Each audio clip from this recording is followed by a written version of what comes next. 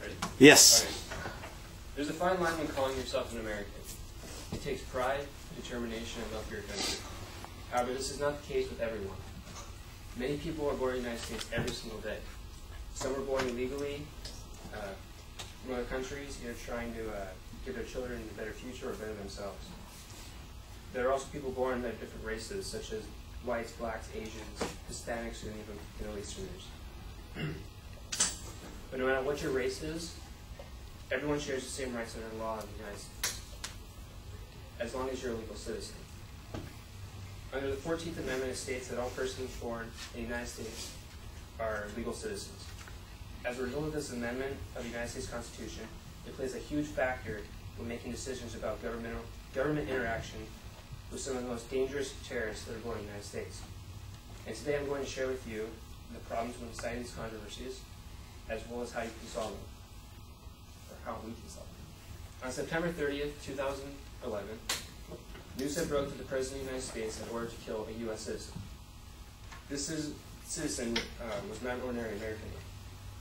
He was a terrorist from the Al-Qaeda group in Yemen. This group had made threats to the United States many times under the leadership of Anwar al-Awlaki. This man was born in the United States and was considered a U.S. citizen.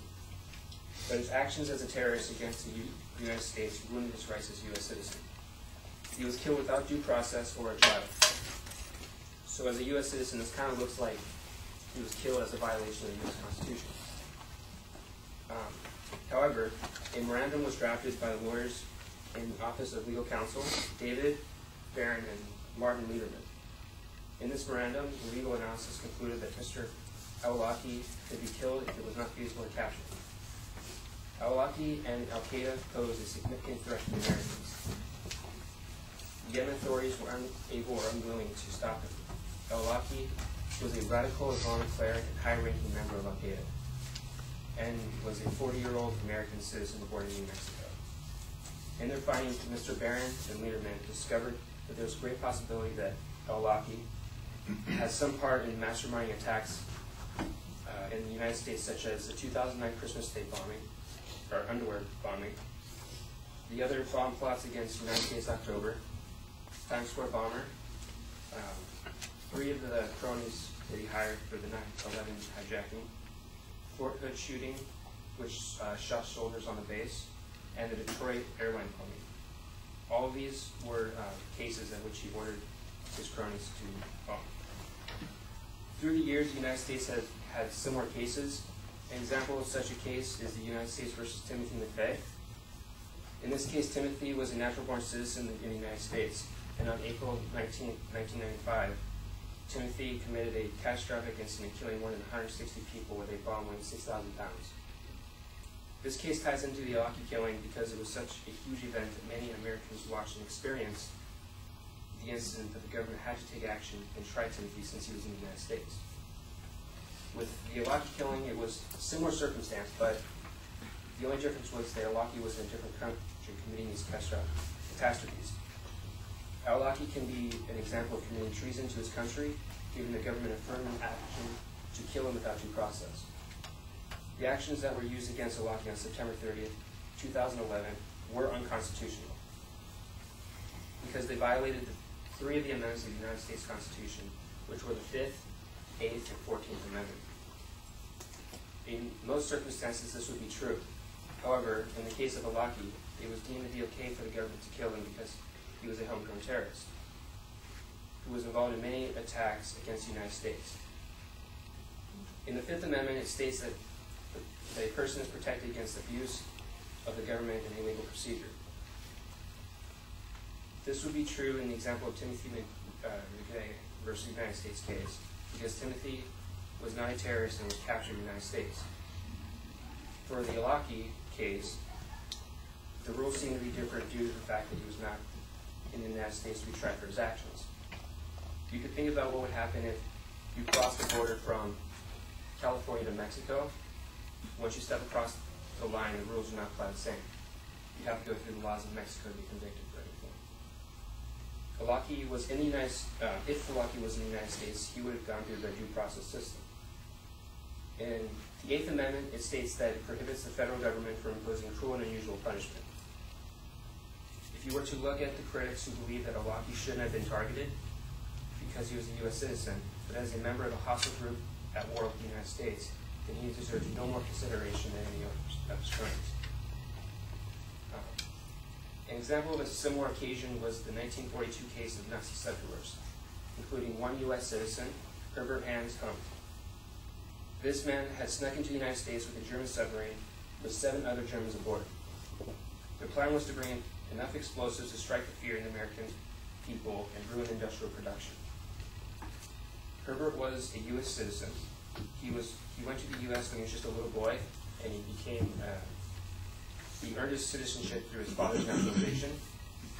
But even though he was a U.S. citizen, he and his 7 comrades were arrested by the FBI. But FDR, who was the president at the time, imprisoned all of them, including Herbert, as anti-communists.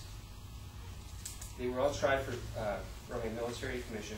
7 of them were sentenced to death, and one of them sentenced to life in prison, which was Herbert. However, since Herbert was considered a U.S. citizen, the rules seemed to reflect differently in his favor. The Supreme Court struck down the president's right to treat Herbert like his comrades.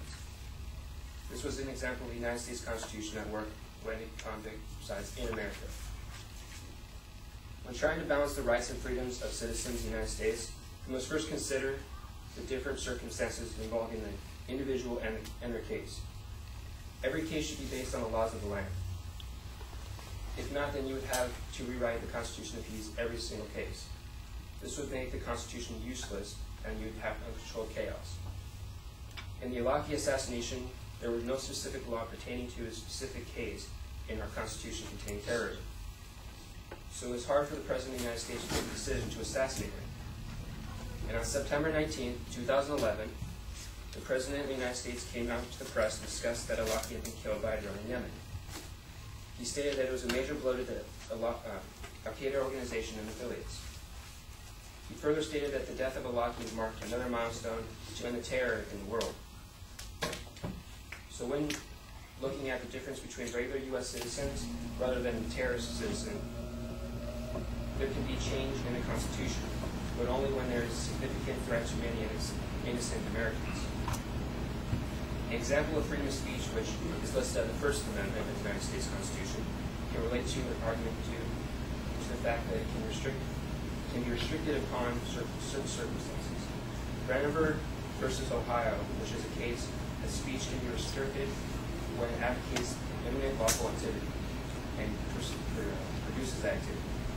So as the Constitution gets used more and more, people find ways to grasp on the loopholes to get around the Constitution. This is how Obama was able to order the assassination of Alaki in Yemen. Because of loopholes that the Constitution does not see. So in my perspective, I believe that we the people should stand up in order to make a new amendment that deals with specifically terrorism. In this specific circumstance of a U.S. citizen becoming a terrorist, we should ban all their rights and hunt them down. This would make it easier for the government to decide to assassinate terrorists as a U.S. citizen.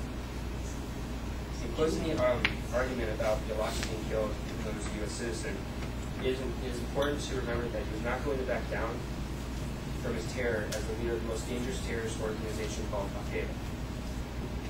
And he knew that what he was persuasively conducting 30 years as a fierce leader. The only way to stop such a threat was to kill him, so that the world can be a safer place and no one would have to worry about him wreaking havoc. This also sets an example for anyone else trying to set up threats against the United States. If you decide to attempt terror, you'll be eliminated. So the main point is, if you're a terrorist, you're going to be handled harshly without hesitation regardless of your citizenship. And I think that is a problem if it does not go with the Constitution view. If you violate the Constitution, I think it's a problem. And so we should push for a new amendment to the U.S. Constitution to make these problems known.